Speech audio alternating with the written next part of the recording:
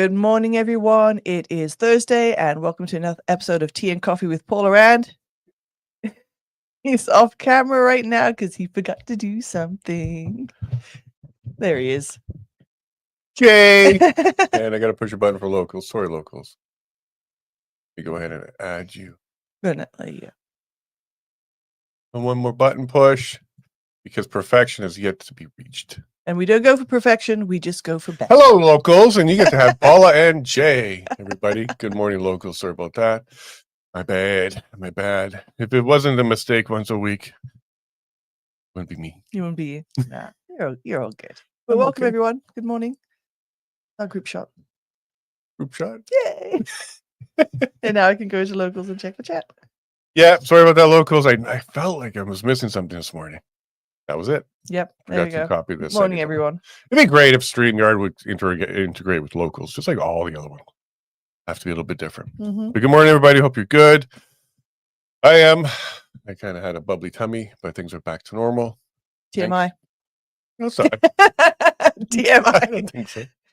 I don't think so. And my hair is okay today. It's working all right. Didn't need a last minute trim. Morning, Martin. How are you? Hey, morning, Martin. Hope life is good. In Ontario, you're missed. Yes, you are. Hope you got your special ballot thing worked out, because he can still vote. Yeah, he is exactly. a resident. He's just away for the election. Yeah, exactly. If you are in the Brazeau County area, especially Division 6, and you won't be around for the election, special ballot, you can do that. Yes, and Ward 2 for school board trustee. How's everything going for you on your campaign? Yeah, all good. I have a meeting this morning, and then just basically going to be. We've got our articles in the Breton Booster, so you can go ahead and check that out too. Find out what we're running for, why we're running, who we are, and just getting the articles ready for next week's edition. Well, you have been very active in reaching out already. You haven't been elected yet, but you're making the connections. Who did you meet with the other day, and who are you meeting today?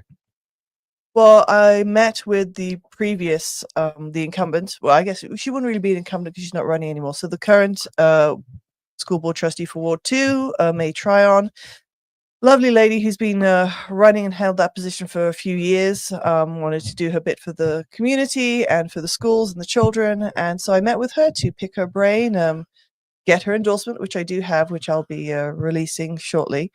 But to basically, seek her wise words of wisdom and get some information to help me be better prepared, not only on the campaign trail, but fingers crossed, should I be fortunate to be elected, I can kind of hit the ground running and have a bit of an insight to what the school board trustee has been doing.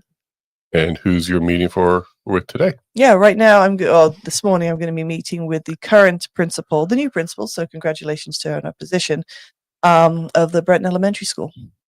So you're wasting no time. Those little legs are going to be ready to go if you are fortunate enough to win that election. You're already reaching out to the people that matter and care, and they know who you are.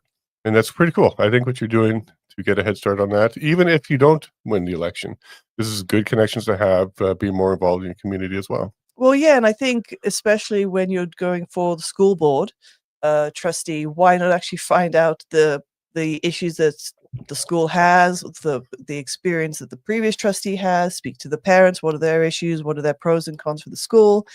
So I think otherwise that's how I build a campaign. Otherwise I'm going in there blind. And then how can I say I'm going to best represent you if I don't know what your needs are? You're taking this very seriously, which is great to see. And I'm very proud of you. Good job. My dears. Yep. And same thing on my end, reaching out to a bunch of people, having coffee, having conversations, counselors, residents, very active residents who file lawsuits and freedom of information requests and are very, very active with our council, talking to them as well, finding out the issues around here. And it turns out one of the major issues is Moose Hill Bridge. It needs some work, absolutely not as safe as it could be, and it's not getting the attention that it needs. And then Highway 474, it's planning, that's at the planning stage, and we'll be addressing the different options, the ones that the engineer suggested versus the ones that our current councillor prefers, which means not expropriating his property. The proper way to get it done would expropriate some of his property, but he's pulling some strings and changing things and costing the county lots and lots and lots of extra money that's not necessary, and causing that road to be less safe than it can be. just to save his land. So we'll be taking a look at that. Yep. So no, that's excellent. And again, finding the needs of the community, schools, and how best we can serve them. And on the property, for those keeping update, you've got your bingo card ready. Yeah. The septic outlet works now. Woohoo! Everything is connected. It will always be connected. We should not have to hear the septic alarm anymore. Yes. When it gets too full, we either have an alarm in there to kind of give us a backup and remind us to make sure it gets emptied. Yes. But yeah, now it's all set up, ready for winter. I don't think we have to touch any of that corner of the electrical anymore. Yay. No, and it looks nice and neat and tidy. And yeah, good job, love. Thank you. Everything's just straight, where the plugs need to be. But yep, everything's done and dusted on that. The boys have power, car has power, septic has power. We have a power outlet. Mhm. We can choose between 120 and 240 on our Yes. power for the car. Oh, we're rocking. I know, we're rocking. Yeah, the car got charged in 4 hours yesterday instead of 8. Yeah. So that was nice. The luxuries of a homestead when you're off grid. And yes, we do Yeah. have an electric car with a range extender. So we do burn oil Mm-hmm. and gas. But we certainly enjoy filling that car up for about 80 kilometers of travel from Yeah, it's really handy. Come late spring, early, and throughout the summer, we rarely, like when just going to and from town, we don't have to fill up the car. Pretty cool. Not at all. Save that gas for the winter. For the winter. Yes, for sure. For the winter as we generate power and move our butts around. Mm-hmm. And our little man got something he's been bugging us for. Oh my goodness, it's hilarious. So Jacob's birthday is on the 10th. And for the last month or so, he's been saying, my birthday, my birthday's coming. I want to bike. Can you bike? And because the bike he currently has seen better days. And so he couldn't wait. His father couldn't wait. And so it was one trip to Canadian Tire later. He got himself a bike. I'm not the type that likes to wait for gifts. Yeah. We have a story about a TomTom we'll share with you in a second. Yeah. But she sent me to Canadian Tire with Jacob by myself. Bike. Yes. Let's go look at the bikes and figured out which one fits him. There was one. Everything worked out great. And after he got off the bike, he goes, I need a helmet. I'm like, yes, you do. Yeah. So we went and got that. Happy little guy. He rode the bike to the cashier too, just so you know, with the helmet on. With the helmet on. Yeah. He got lots of praises. The store manager, hey, Jay, if you watched the show, he came over and said hello and gave Jacob a lollipop. Very nice. For his birthday. And the manager goes, come back anytime. Well, yeah, you're the future Alberta Tire. So we'll definitely be coming back. But it was very nice. The community is so open and friendly here. Mm-hmm. If you're looking for a place to live that's going to be nice for you, Brazeau County. Yeah, Brazeau County is very cool. We like it. We like it a lot. Good community. So yeah, really pleased we found this plot of land. Yeah, you kind of found it on okay, well, let's tell the story about the TomTom. So this is like 2006 or 07 or something. Yeah, we weren't married yet. So before 08. First trip to Ottawa. So maybe 6, maybe 7, the Christmas just before. Yeah. We took a trip to Ottawa. Yeah. And we're like, okay, and this is back in MapQuest days. Printing your maps. Yeah, man. Yep, back in the day, dating us. And Ottawa's got a lot of one-ways, and we went to where we wanted to go, check out some museums and the hotel and other things. So we MapQuest a bunch of our routes, and I've used them. Get a MapQuest and go around. And we got around. It was fine. Yeah, great trip. Back in the days when you really had to think about where you're going and navigate and look for streets and names and stuff like that. So we did that. It was before Christmas. It was a good little vacation for us. Get home, like a week later is Christmas Day. And what's under the tree? A TomTom GPS. And what did I say to you? Did you have this before we went on our trip? And yes, I did. I think I'd even maybe got it at Thanksgiving, something like that. Because I got it on sale. 18 years later, I'm getting the truth about this thing. Yeah. And I'm like, and what was my response to you? We could have really used this last week. Because here's the thing, in Ottawa at that time, they did not clean the streets well when there's snow. Like, so instead of being 2 lanes, it was down to 1 lane. So there's lots of like trying to avoid certain areas and traffic. And yeah, having the GPS would have really assisted our first trip gallivanting around there. That's funny. So I'm not a huge fan of just waiting for a particular day. You know, I'm not necessarily the rule guy. Um, but if Jacob wants to ride his bike and get an extra week out of it, then why not? Yeah, yeah, That's I hear you. my, and we're in the fall now, so he'll get an extra week to Mhm. strengthen those muscles and push that bike around. Yeah, he was already blaming his helmet for him not having the strength to pedal. It was funny. But yeah, I am one of those people that know, even if I know it's gonna be the greatest gift ever and you could really use it, I am like birthdays, you get your gifts on birthday. Christmas, you get it on Christmas Day. I'm not even one for like opening a gift on Christmas Eve. But we get along. We get along. We get along. All right, let's go ahead and jump into the news as Yeah. people now have their coffee half drunk, their tea half drunk, and you got real milk for those Yes, we paying real attention. milk. Real milk for her today. Because we spare no expense when she's got the time to get the real milk. All right, so yesterday, thank you so much to Nicholas Holster. I think that's pretty close. It's a lot closer than I was before. Excellent episode. Lots of views. We're closing on 2,000 views on X. Very good information. We weren't kicked off of YouTube, so I think we've absolutely confirmed at this stage that YouTube has opened up the door to the conversation around COVID, vax, and some of the counter narrative information that's been sharing and studies that have been coming out. So that's good. That's good. But I know that you can't talk about a certain war between a couple countries in a certain Yeah. area of Europe and take a different side than the narrative, because that gets you in a lot of trouble. They've put out a post about that. We'll stay away from that one for now, but thanks to Nicholas for that good information. From shedding to reproduction to turbo cancer, all the stuff is becoming proven now. It's not just conspiracy theory, it's just conspiracy fact. And thank you to all the doctors and other people who kind of stood up to get this information out earlier. I'm sure you saved lives as people took and heeded those warnings. So thank you very much to Nicholas. And he will be back on Tuesday. Which one? What do you mean?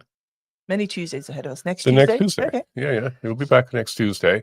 As he also wrote an article a couple days before appearing on our show about the ostriches and how they shouldn't be called, what the science behind it is. So he's going to come back. That was the first day available for him. He's going to come back and share that article with us. And there'll be an afternoon interview, one-on-one, for about an hour. So stay tuned for that. I'm working on some more of those interviews to get them out.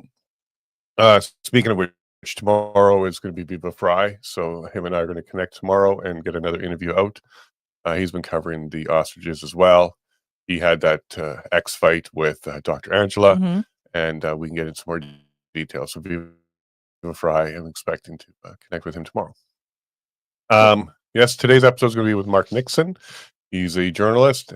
Really good stuff. Go follow him, Marc Nixon 24 on X. He's one of the good ones. You're going to get to know him a lot today.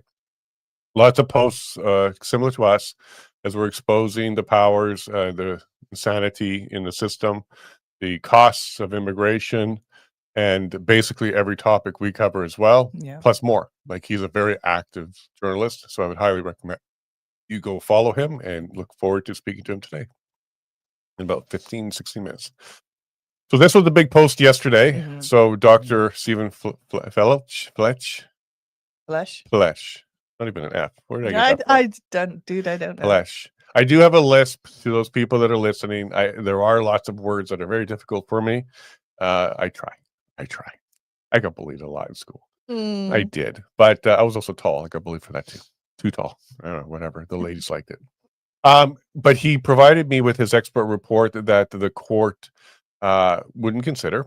So I posted, and I got permission from him to post it, and the lawyer did not say don't, because I did communicate with him first. So this is released, and plus it is on the public record. So if you wanted to go to the court directly, you can get the exhibit.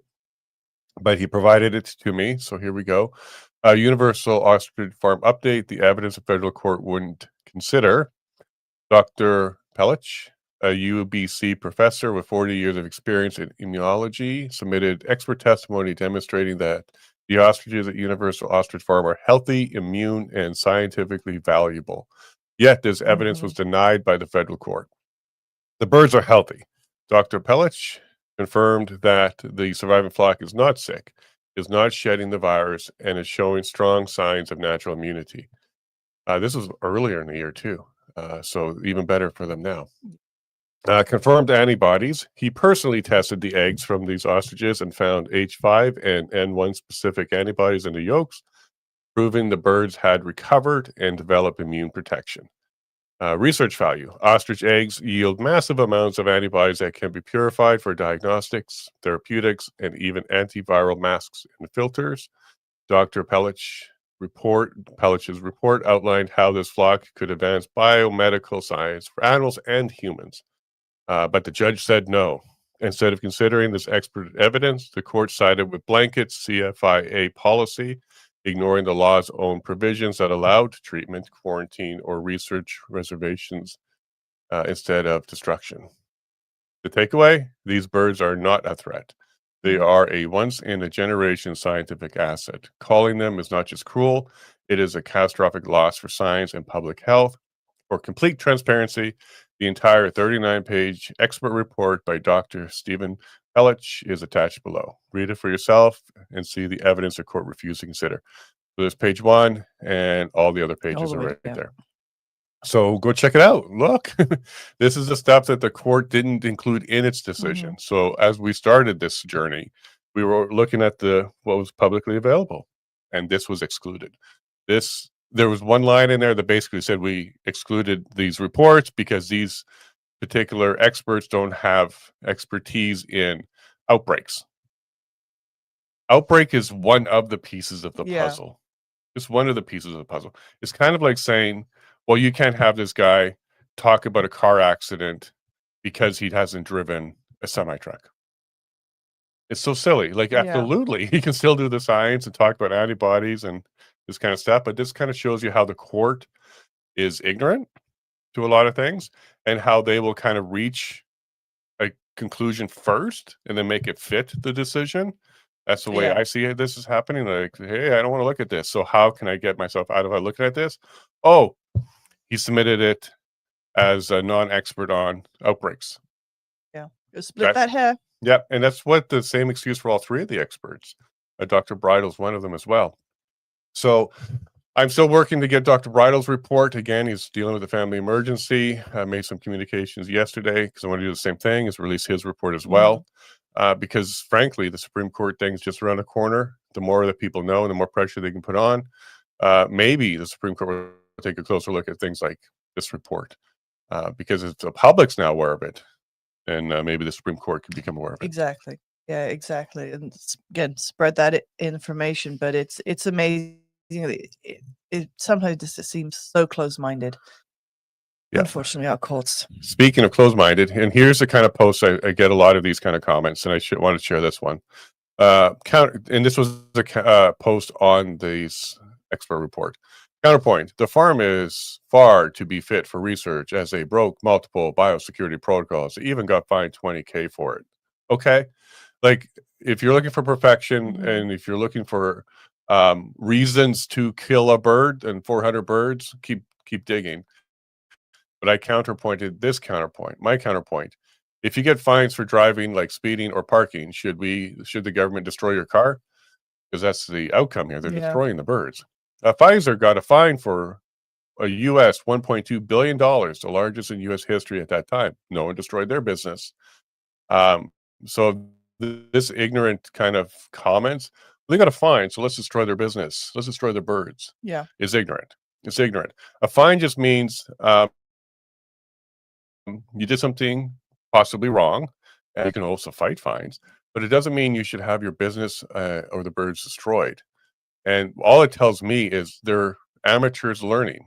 So maybe they didn't do something according to the CFIA protocols for quarantine.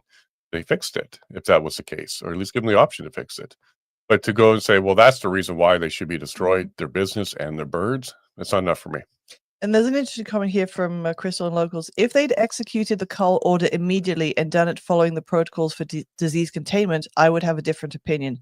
That the birds were left for 9 months unsupervised and no precautions in place tells me there is no risk. There actually was precautions in place. So the ostrich farm actually did a whole bunch of stuff under the quarantine requirements.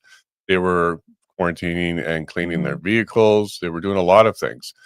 They weren't perfect, but that's not a reason to destroy it. And the largest part of that delay was the court process was happening. So during that time, the birds are healthy. They didn't die. They didn't outbreak again. That's right. They lived. They survived. Yeah. So all the more reason to not call them. Dacey. So Chris Dacey has been on the show many times. He's heading out there. He's going to do some coverage from there. So he's kind of made a call out. If you want to support his efforts, you can send him an e-transfer to daceymedia@gmail.com. We did, because we definitely support what he's doing. So he's going to be flying across the country to do that. And if you can, give him a couple bucks, that would be wonderful. Every little bit helps. We know what it's like to try and travel and make your way across the country to bring the truth. It's expensive. It's not free. And daceymedia@gmail.com if you want to help him out there. We really like his work. Yeah. Whether it's from covering the protests in Ottawa, taking the beats from Antifa, losing his phone, walking away with a lump on his head, and he keeps going back. So Chris Dacey's one of the good ones. But if you can, even $5 will help. So go ahead and send an e-transfer to him directly. Wiretap's at it again. Like, I really love this guy. He's going to be joining us the week of the 10th to 17th. No, the 13th to the 17th. One of those days he'll be joining us. And here's where Rebel's doing some good work. Okay. It looks like, if you look at the picture and you look at this guy's face and his reaction, this may be the gentleman who threw two smoke bombs at the church during the Let Us Worship service. The glasses are identical. The face is very, very close, if not identical. But what's more telling is this guy's reaction. He gets on the phone and he calls somebody. And at the end of the video, I'll kind of fast forwarded here. Some people show up. Those typical Antifa fashion. They get the bike between them and start to protect him, covering his face, swearing like crazy, being intimidating. But then he bikes away. I guess he gets too intimidated because the evidence is pretty clear that this guy is the guy that's suspected of the smoke bombs. So he ends up biking away. But then near the end, another two people show up, and one is far more aggressive. The Rebel reporter here. Go back up. Here he is. Comes in right here, swearing like crazy, starts to attack her. And of course, the police did nothing. The police did nothing. This guy is suspected of throwing the smoke bombs, and causing a lot of disruption and potentially exposing people to chemicals and other things. This is completely legal, but they're not doing anything about it. It looks like the Montreal police either don't care or they're covering for them in some fashion. Because if this was a mosque or something else, and this was somebody that had a hat with a Canadian flag on it, they wouldn't have left the parking lot, let alone be hunted down by Rebel on this one. So good work for Rebel on this. And it also appears, if this is the guy, if this is the person who did it, does some work with the federal government. Yeah. Dun, dun, dun. So take a look at that one. Watch the video. I think what she's doing is very strong street level reporting, journalism, asking questions. Is this you? And I think the most telling thing on this one was his response. Yeah. He called some people and they got aggressive in their Antifa That's type. right. And we're saying Antifa type because we don't know That's who right. they are, but they certainly showed up the way Antifa works. And came in hot and put hands on a woman. Yep. So hopefully the police are following up on that, but good luck finding that person. They wear masks. Yeah. But maybe the police can subpoena that phone call and who the heck was this person talking to? Because what he was reporting was what they looked like and where he was. And then boom, these people start showing up on bikes. So you think there's no organization or network with Antifa, That's right, you're exactly. baloney. This person was likely talking to the people involved in I guess, I want to be clear, suspected, that may have assisted him in the smoke bombing, and just called him up, say, "Hey, look, they found me, Tabernacle, come help me." And they did. They did. So yeah, there's a network and an organization. You know that guy. Congratulations to David, Speaker, or Dr. David. Again, the Florida General is recognizing his work Florida Surgeon General, is recognizing his work. And yeah, it's great that he's starting to get a lot more recognition. Thank you very much to Dr. Jess as well. Jessica Rose, she'll be joining us next week. She's going to come on our morning show and say hello to everybody. We've got a lot of doctors lined up coming up. Yeah, we've had a lot of doctors in the past, so it's good to see them. Yeah, doctor. And Kevin McKernan is somebody we're still trying to connect with. He's a very busy guy, but Jessica Rose will be joining us next week. Cool. And tomorrow's episode is with Leighton Gray. Yay. We'll talk about his book and some of his observations about the government, provincial, federal, etc. Elon Musk is calling for the cancellation of Netflix, but boycott Netflix. So if you have Netflix, you may want to consider doing that. They keep getting exposed for their ideology that they're pushing for the trans agenda onto children in the children's programming, and also things like Cuties, which was absolutely disgusting programming. I think they went too far on that one because some of the states threatened lawsuits and possible criminal charges. Yeah. So I think they were testing how far they can go. May have found a limit, but the programming for children is young children. We saw a bit of we watched a YouTube video yesterday on, and some of the content for a particularly young age range. I'm like, why? Like, it was in Cocomelon, and for people who have young children know what Cocomelon is, like, yeah, it's in there. I was very surprised. Yep. So consider doing that. A lot of people are, and I kind of hinted to Elon, why don't you buy it, fix it? You'll probably double the subscriptions in a year. Very profitable. Way to go, Randy. Winning. You go, Randy. So yet another part of his legal troubles have ended. So the prosecutors in Leeds in Grenville County, which is where he lives and where he was the MPP for, have withdrawn charges against Randy now under the Reopening Ontario Act for alleged COVID gathering violations. Keep going. We love you, Randy. Hey, Mark will be with you in a sec. Randy is doing, and he's doing a lot of this self-represented too. He spent a lot of money, and JCCF is also backing him in this corner. I'm not sure exactly what roles they're playing, but they're certainly very pleased when decisions like this come out where the prosecutors have dropped the charges against him. And we are also looking at Nicholas. So now that we're on each other's radar, we follow other. He's got a lot of good stuff. Okay, so COVID-19 vaccines caused more American deaths in World War I, II, and Vietnam combined. Wow. Yeah, and there's some things, like, a lot of people are not happy, and I don't blame them. Trump has made a $70 billion deal with Pfizer. The Pfizer CEO was in the Oval Office, standing there with Robert F. Kennedy Jr., who didn't have a happy face. Look, there's no such thing as saviors. You hope somebody can do a lot of good work, but don't expect perfection and don't expect saviors. So Trump, for whatever reason, seems to be backing Pfizer in the continued use of mRNA. And this has really rubbed a lot of people the wrong way. This, plus the Epstein cover-up that a lot of people aren't happy about, has upset a lot of his base. And I'm not surprised. So Nicholas is highlighting how Pfizer is responsible for 470,000 American deaths in a single year. That's roughly one death per 636 doses. If there was anything else, even if this was vegetables, they would pull it because it's hurting people. And if there's a death, they would do a full recall. But if it's a experimental gene therapy, because people hate the term vaccine, and so do I, then you should absolutely stop it. But Pfizer is in the White House. Big pharma. You got it. Greg Wycliffe is another one of these great reporters out there. He's putting together some high quality content. He has gone around to interview a whole bunch of people, similar to what we did this summer, but he's doing it on the Hate Network, which will be the Canada Anti-Hate Network. And he's exposing it. He's talked to a lot of the same people that we know as well. So I'm really glad that he's doing that. And if you can support him, he's halfway to his goal of $5,000 to finish the editing of it, to get it out for, it looks like, Christmas.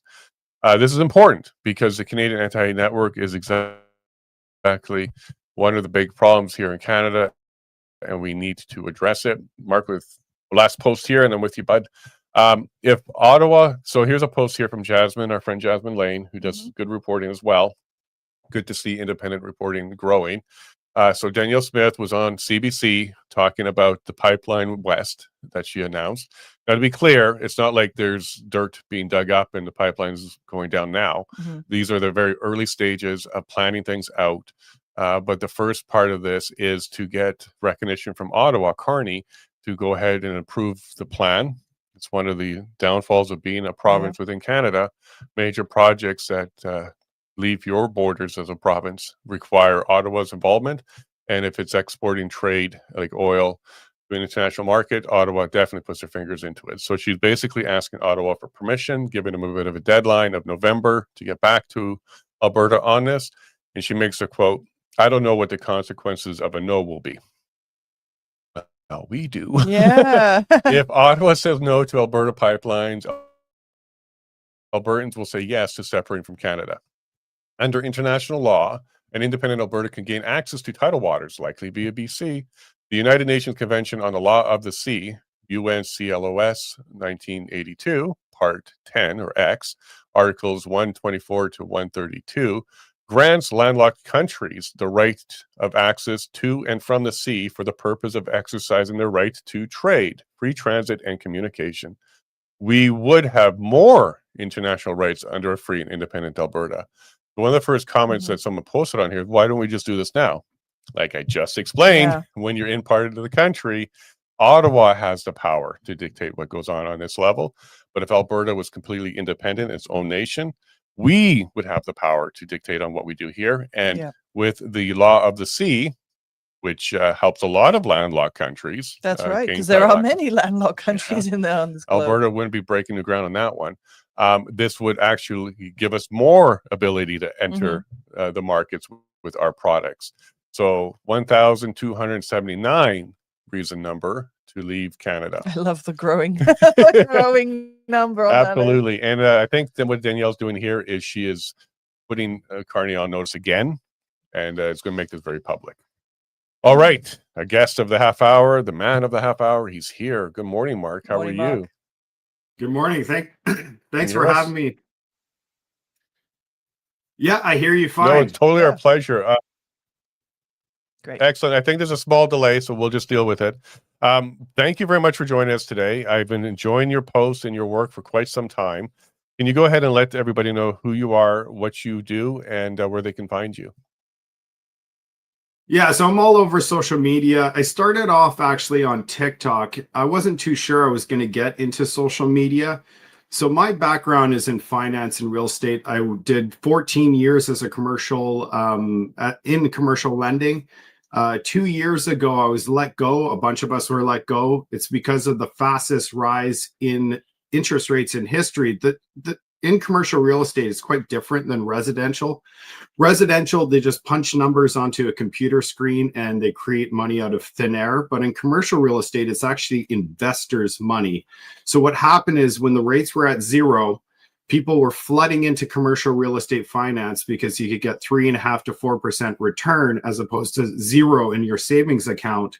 And when interest rates rose to 5%, the lift was only 6.5%. So people were like, why don't I just put my money into a GIC, which is liquid. You could sell at any time. And that's what they did. So the money dried up. We were all looking for work. And that's when I said, you know what, I'm going to go on my own, do my own thing. I have my background. I have my real estate license. I have my mortgage license. And I went to school for real estate finance. So I'm like, you know what, I'll go on my own. And then that's when I started also like, you know, I've lived in Canada my entire life, born and raised in the Lower Mainland. I love this country. I love the people of this country. I'm passionate about, you know, our future and where we're going. And I mean, in the last decade, I knew it was going to be, you know, I was like, hey, give these guys a chance. You know, how bad could it get? Well, it got real bad. And I mean, just me, you know, losing my job 2 years ago, it just shook me in the wrong way. So when I was working with the major lenders, I wasn't able to speak. They had my passwords and they would publish on my behalf. I had to go to a department to say, hey, can I say something? Because I was the face. Can't say anything. So it really was like, you know what? I'm free now. I don't need to be, you know, gagged. I could say whatever I want. And, I'm like, I have quite a bit of knowledge now. And one thing that I noticed is I saw it, looking at, what's out there, a lot of people, the way that I learn is I'm a visual learner. I'm data driven. I want to see, facts and data, and then I want to make sense of that. And I'm visual. So I'm like, you know what? These are things that I know other people are exactly like me, and I'm not seeing that much of it. So that's how my angle, and that's how I started. And when I started publishing, it was just for fun to see what was going on. And obviously it blew up on TikTok. Then I'm like, okay, let's go on to Instagram. And then a year ago, I went on to X. And just in a year, I'm almost at 100,000 people in a year on X. And I started YouTube 5 months ago, and I'm at 42,000. So I'd say almost 10,000 a month. So I'm growing quite quickly on all the platforms. On TikTok, I'm at close to 200,000. But I have less emphasis over there because I'm interested in the longer form content as opposed to short. I used to do the shorter form, but now I'm like, you know what? I want people to get some real value and be able to see the story and follow the different from beginning to end. There's more value in that way. So sometimes I'll go and onto TikTok and bring people over so they can see the longer form stuff. And obviously I'm all over X. I'm publishing, 30 to 35 times a day, and it's all unique information. So people love it because they'll take my content or my clips or different things and use it on their platforms. And I said, do it, please. I want Canada to go in the right direction. I want everybody take my stuff, republish it, use it, talk about it. We need change in this country. Everybody, not everybody, but there's a large section of the population that's sleeping. They have no idea what's happening. I'll go out and ask people questions. They have no idea. They don't they're like, why is my life not like it was 2 years ago? And they can't connect the dots. We need to fill in the dots for people because like we're at the precipice, right? We're looking over the cliff's edge. This is no joke. It's time for change. We can't keep going down the same path. It's now or never. And I've been trying to educate people for some time now, but now it looks like people are paying attention. We need a mass awakening in this country. So that's my background. 100%. And when you say we're on the precipice, if you listen to the budget, the guy that was critiquing the budget, we're actually over it already. We're on our way down. We're starting to crash as well. And you have a very similar origin story like other superheroes. I was just doing my normal life and things were making sense and I was paying attention and I couldn't speak. I was being censored and I saw what was crazy going on. So I picked up a microphone or picked up my two thumbs and started chatting away and doing my own thing. And now you're really into it. And I see that you actually cover a lot of Carney stuff because we need to. He's the one that's driving that car off that cliff. Were you familiar with Carney before he entered the stage as a Liberal candidate for the leadership? Or were you paying attention to him years ago as one of those globalists going around telling people, carbon footprints, we need to take care of that. Central bank digital currency, we need to address that. Investment in oil and gas, we need to crush that. Like, were you paying attention to Carney back then as well? Yeah, when I heard, so this was way back like a couple of years ago, we heard that potentially he was eyeing to come back to Canada and be in charge of Canada. And I said, I need to find out about this guy. Who is this guy? And everything I saw was like, we're in big trouble here in Canada if he comes here, because he's a lot smarter than Justin Trudeau. And we could see it. Everything that he does and says is the opposite. Like he says that he's going to stand up to Donald Trump. He's the expert negotiator. He's coming here with an economic genius. Everything that he's presented to us is actually the opposite. But isn't that the truth with the Liberals? They say one thing and then we get the complete opposite. And that's why all these bills that they're going to be jamming down this fall is terrifying, because they're going to say it's for our safety, it's to protect us. But in reality, it's because they have a nefarious mission to silence dissent. Let's be honest, let's be transparent here. They're using these bills to go after Canadians that are against the Liberal narrative, the left. And we need to be awake okay? Because eventually I'm not going to have a voice. You are not going to have a voice unless it's exactly what CBC is saying. Because that's what they're saying. Because if you're not watching CBC, everything else is misinformation and disinformation. And we all know it's actually the opposite. We are the truth finders. We don't have an agenda. We're actually going into the data. We're actually presenting people the truth of what we're finding. And we're talking about it in an open space. And that is a threat. Exactly. And one of the things you highlighted earlier was that doing more long form content. And that's something we've discovered over the years as well. There is a desire for that 1 hour, even that 2 hour interview to really get all that information out from your guest, because it's not coming out through any other media. It's not coming out on mainstream. And so it is coming to the alternatives like us and like you. But fingers crossed that switch is going to occur where it becomes more popular content, becomes more main, and it's known by the masses. But yeah, definitely long form content to get all of that information out is such a necessity. And we've been following this from almost the very beginning of Trudeau's regime, where he said he envies China and how quickly they can move things with their population. We're going to be the next or the first postmodern society state. He also got rid of the propaganda laws where the media can't lie. And then he created the media fund, which made him state media. Then Bill C-11, C-18, the beginning of C-63. All of that stuff he did while he was in power was to erode our ability to actually know what the truth is. And now Carney comes in quickly with Bill C-2, 8, 9. These are all attacks on all of us, whether it's our digital, it's our internet, or our speech. And I was kind of joking before the show with my wife. I said, look, if I'm really upset with somebody, I'll get less time in prison killing them than talking bad about them. Because if this bill passes, I can look at life in prison for hate speech, but I could get 4 or 5 years for murder. So this is kind of how crazy this is. And the last little point I would put it here before I throw it to you, Mark, is this is happening globally. So all over Europe, Germany, France, UK, we're seeing all of this stuff happening there, and they're kind of ahead of us already. So we already see where this is heading, getting knocks on the door for reposting stuff. Not even creating the post, but reposting stuff is going to be on the horizon as well. So there's an initiative by the Liberals globally, WEF, UN initiatives, WHO.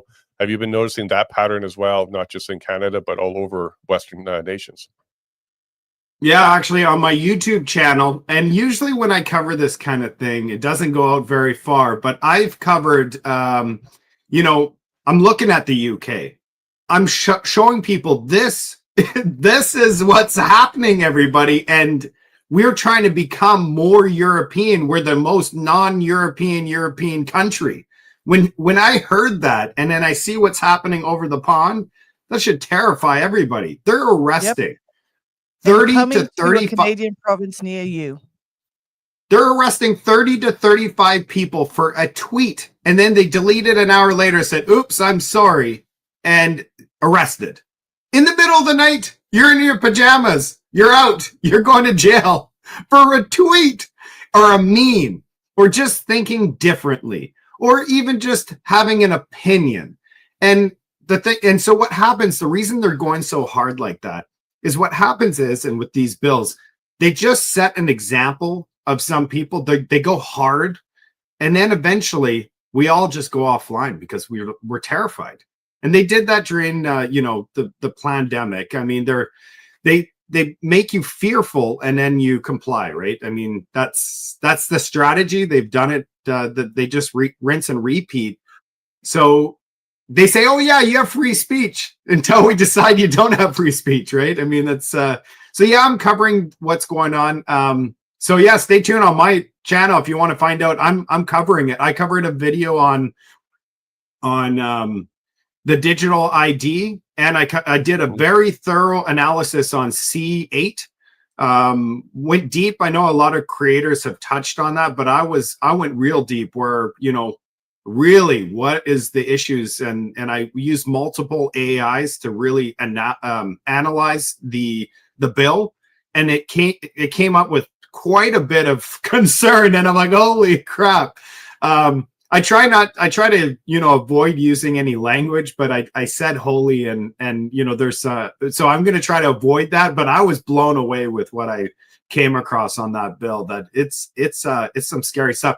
once they delete you from the internet, you can't tell anyone. You're gagged, and you have no right to go and fight for it. The only rights that you have is the provider. The provider could go and they could try to get back online, but if they delete you as a person, you're gone. You're done. Imagine being deleted in 2025 from the internet. Your life is over. There's no coming back, and you can't even fight to come back. Think about that. And additionally, on top of that, is this you don't have any rights. It's all gone. Like, you can't fight back from this. So that, and basically, if you look into it, they could do anything they want inside the actual bill. They actually have a clause where they could literally change the bill anytime they want to suit their own needs. Are you kidding me? This is insane. They could change the wording and make it whatever they want later. That's inside the bill. People need to read the bill. 100%, and I'm glad people like you are going deep diving into it, because the surface level is scary enough, but when you deep dive into it and you see the loopholes or the way they can expand it, and then you can start putting the pieces together, because they didn't create one bill that says, Big Brother taking over your life, here's how we're going to do it. They created a bunch of little bills that kind of fit together. And what we saw with BC with their digital ID is they've already web enabled it. So they're using it to access services in BC, online services. You have to have the BC ID to do that, the digital ID. The next step for that is everybody has to have one. As we're seeing in the UK, if you want to work, you're going to have to get their digital ID. But the next step after that is going to be, you cannot get internet service or get onto the internet without your digital ID being provided. It'll be, they'll provide all these tools to get it done through your phone, through your laptop, whatnot, but you'll have to provide it. Then, if they want to turn that switch off with like Bill C8 and say, okay, Jason Levine can't have internet anymore, it will be everywhere. It will be everywhere. And with government services tied into digital side of things, it's going to affect me on everything. So one of the, censorship from your government is bad. But the one thing that's more damaging is self-censorship, where you censor yourself for fear of what's going to happen. And they did this through COVID, where you're worried about your neighbors telling on you if you had too many cars in your driveway. But self-censorship is horrible, because we do this on our own. And so even when you're choosing what language to use, you're kind of doing a little bit of that, but at least you're doing that so that you can reach a larger audience and get stuff out there. So I applaud that effort. I absolutely would encourage you to keep going. And we got to keep exposing this. Now, where in Canada are you? You don't have to dox yourself or anything like that, because I don't know if you're in Alberta or not. But where in Canada are you? And do you think there's a way to turn this ship around? Is there a way for this government that's in power right now to stop? Or are we kind of headed straight to that iceberg and it looks like we're going to hit it? I'm located in Burnaby, BC. Thanks for getting up early.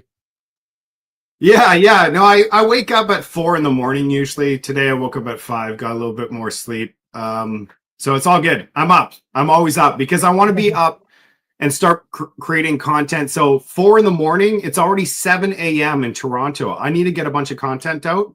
So that's why I'm up. I'm up with the East Coast. Then I'm already looking at the stock market, looking at the news. So I like to be up, ready to go. So you know what? I don't sleep much. It's pretty bad because I'm a father. I have 3 children, so it's I'm up. Yeah. So the thing is, we need mass awakening, because if the power that we have as a people is that if we mass awake, where people realize and understand all of this information, that's why I'm so passionate about getting the information out to people. If we could say, no, we don't want this, we have power. But if we sit here silently, yes, we're going directly down this direction. And they have all of the mainstream media, billions, paid to sell this to us, saying it's so great. It's going to be, look at the UK. It's going to make your life so efficient. Look, you could get all your service. They sell it. But what they don't do is tell you what the negatives are. That's what we need to do, because there's some positives, but based on what we know, are they going to use it positively? Or is there a risk of them doing something way worse? And that's the thing. Are we willing to risk it, specifically with their track record of what they've done to us? I'm very concerned. Yeah. No, I would echo a lot of that, Mark. And I'm starting to put together the pieces of why you get up at 4 o'clock in the morning. First, you saw it as an intellectual level. You also have a curiosity for the truth, but you have 3 children. So you're focusing on the future for them as well. That seems to be a very common thing amongst these people who come out with independent media and influences. They care about what's going to happen tomorrow. They're not stuck in today and what can happen today. They care about tomorrow. So you're looking like at trends. You're looking at where the future is headed, and you have that mindset that allows you to do that. I'm really glad that someone like you with a financial background in real estate has entered the fold. I'm a computer guy, so I got the tech side of things, but I'm glad that someone like you can deep dive into these bills and take a critical look at them and get it out. Now, you said mass awakening may be a path forward. People need to get to the their own soapboxes and get out there and push their local representatives and even run for representation. But do you have faith in that, with 80% of people supporting the vax during the time and following all the narratives and against the truckers who were actually fighting for freedom, body autonomy, the ability for us to ask questions of our government, like, why do you think this is mandatory? We should be taking it. You couldn't even do that. And then with things like the media being shut down, like you and I's being attacked, but the mainstream media or the state-run media getting propped up with billions of dollars. Do you really think that we can have our awakening moment in Canada? Like, could there be something like a Charlie Kirk awakening? I don't mean somebody has to die. I just mean a whole bunch of people are paying attention now. Do you think we can have that in Canada in time for something like these bills this fall? Well, that's why I wake up every morning and work so freaking hard. I'm not going to stop until there's mass awakening. I'm literally going all out. And I do believe that one person can make a massive difference. And if more people wake up, just like I have woken up, you guys have woken up, and we are all going in the same direction, yes, we can make a difference. And I'm not going to stop, because our country's worth it. The people of this country are worth it. I have not given up. So is it going to be difficult? Yes. Is there a high probability that we don't wake everybody? Yes. But am I going to give up and just go to sleep and forget it? No, I'm not. It's too important. Like, we need to continue. Yeah, there's everything stacked against us. Let's be honest. But are we going to just sit there and roll over? I'm not going to. I mean, it's not in my DNA. I need to stand up, and that's what I've chosen to do. So, yeah, it's going to be difficult for sure. I do like this comment here from Derek. Alberta independence may be the mass awakening we all require. Yep. That's where I was headed with this question, because I don't know if we can move the ship of Canada away from that iceberg, but the little lifeboat of Alberta jumping off might be enough for other lifeboats to happen. Or that ship may start paying attention if those lifeboats are starting to lower down off the ship. They were like, oh, wait a minute. Okay, so maybe we have to do something here, because others are seeing what's happening and getting out of the way. So what are your thoughts about that? If Alberta independence, we have the referendum in the spring, it comes back as a yes for separation, and then the conversation with Ottawa starts, or the recognition from the U.S. starts, because again, the APP, Alberta Prosperity Project, went back to the U.S. and got more confirmation from the U.S. that they would support an independent Alberta.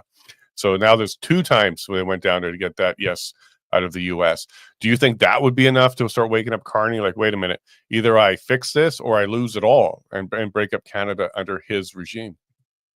The Liberals are not, they're quite smart. They're already planning something. You know, the Liberals, they're going to plan something. We have to be prepared. Okay. So they're probably, and this is something I want to get in front of Danielle Smith with, they're probably going to offer a pipeline. They're probably going to offer the North, the pipeline in the North. I have a feeling. And they're probably going to offer it before Christmas. so that when the independent Alberta comes, they don't have the numbers. And my question is one pipeline in the north enough?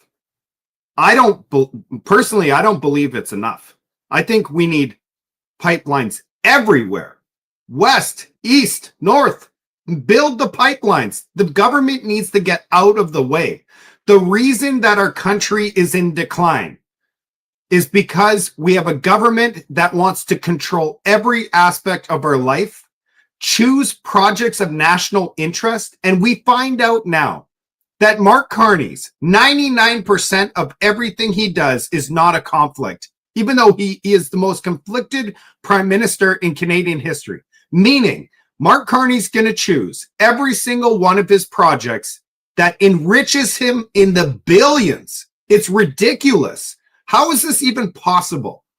What we need is our government to get out of the way and allow us Canadians to build our country back the way that we want, not the government. We are smarter than the government.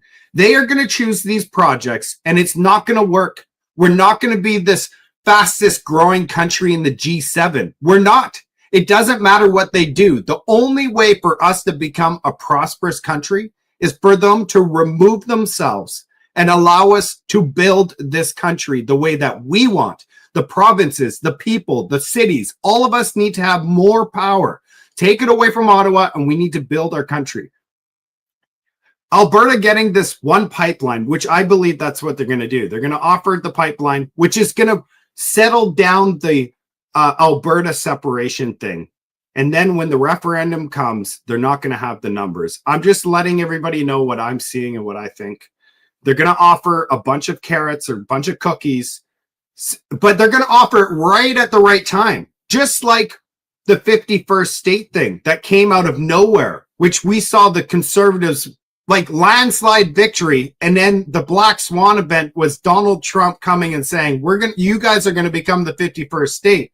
And in history, the party that has been in control, when there's fear outside in the public, they know this.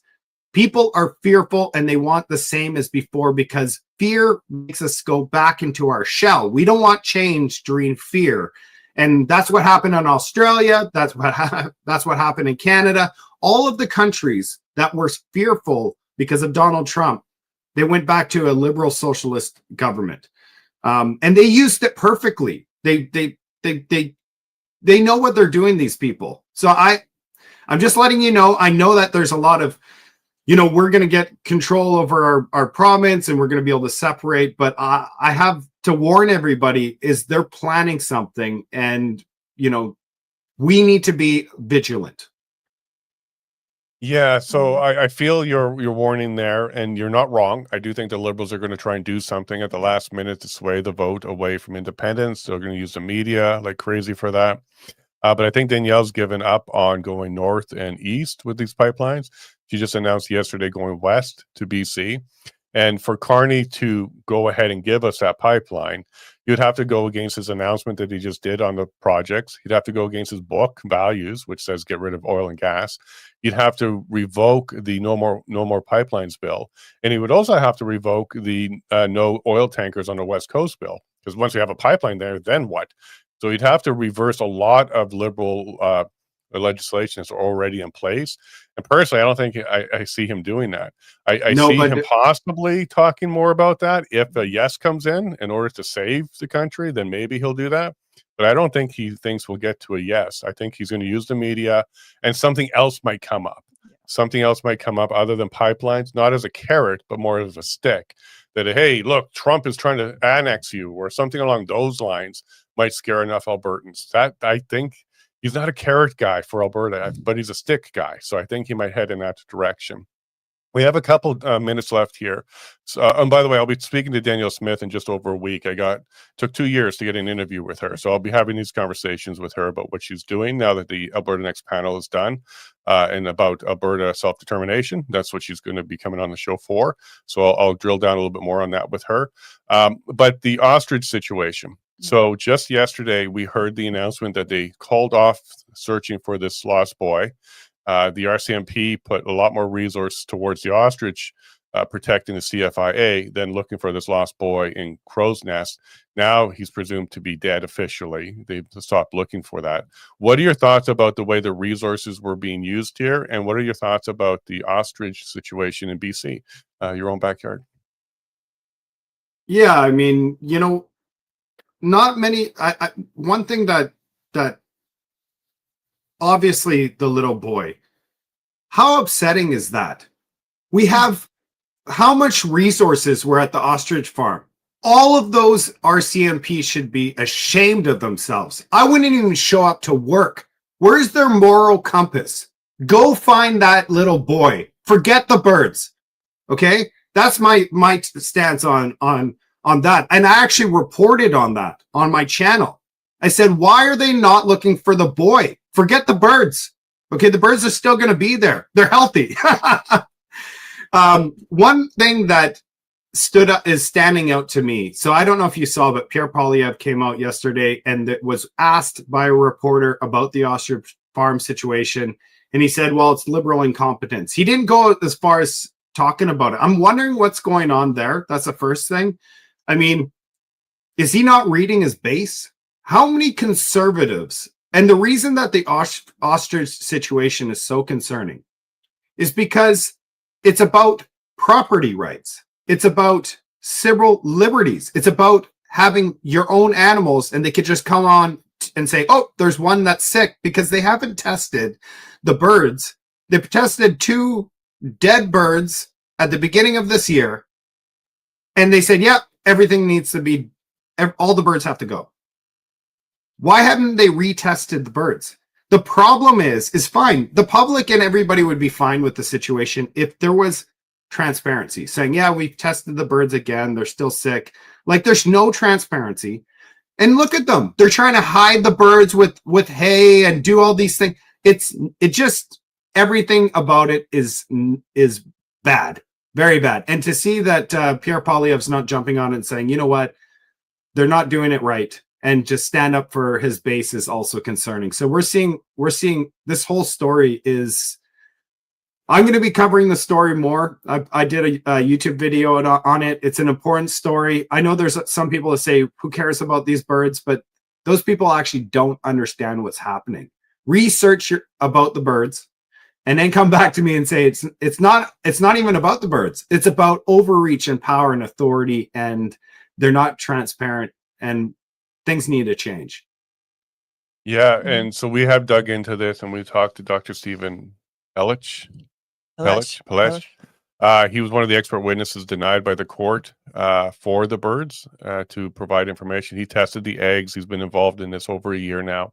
One of the big red flags that I received from him was this group, this farm was working with a research facility out of Quebec into COVID filters, SARS-CoV-2 filters with antibodies in masks, working with this group in Quebec. $13 million provided by the Trudeau administration to do this research.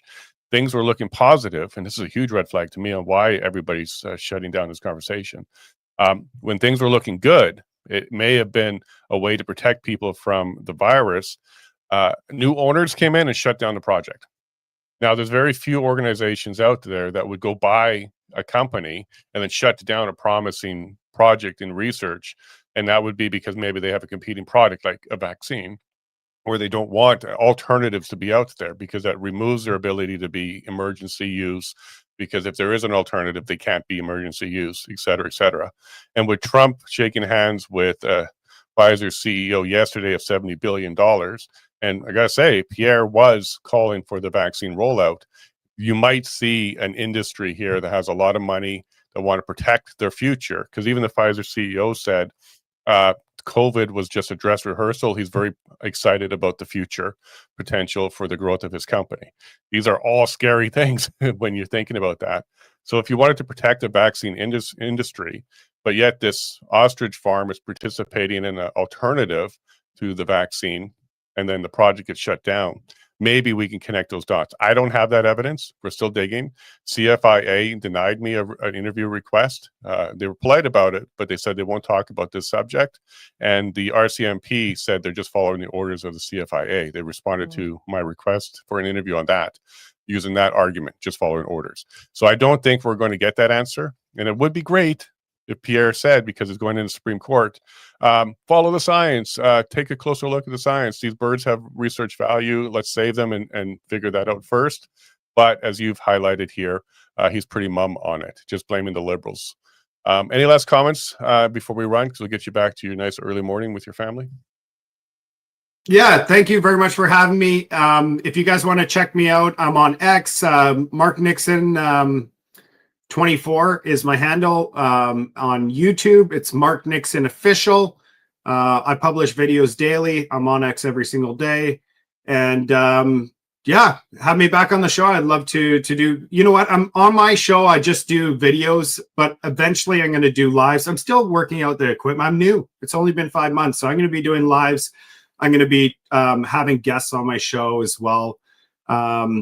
You know what? I was going to try to live stream this onto my channel, but I still have to figure out. So I've got quite a bit of learning. And you know what? Sometimes I need to take the break and learn, as opposed to like, I got this story, I need to put something out. So it's a balancing act, that's for sure. So thank you very much for having me, and great job. Thank you to both of you. Thanks for being here.